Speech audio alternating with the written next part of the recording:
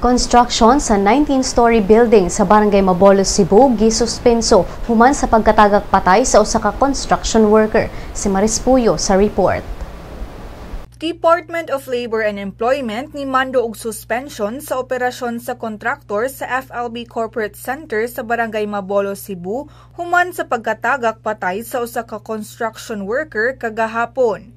Namatay si Jovito Alvarado samtang nangaangol sila si Cristino Gupta, Arturo Obiso ug Arnel Alvarado. Si Jovito ug Gupta nangahagbong gikan sa ika-11 nga andana samtang sila si Obiso ug Arnel nga nagtrabaho sa 8th floor natagakan sa duha. Sigon ni SPO1 Ruth Villango sa homicide section, gikatahong ang mga harness wala natarong og higot hinungdan sa pagkasangit sa mga biktima.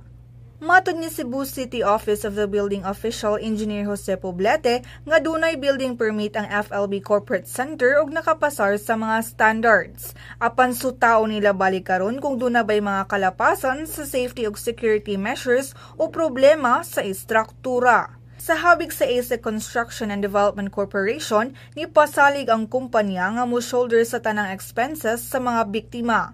Ang pamilya ni Jovito ni desider nga dili na mopasaka og kaso. Samtang si Cristino padayong giobserbaran sa Vicente Soto Memorial Medical Center. Maris Puyo, Sunstar, Pilipinas.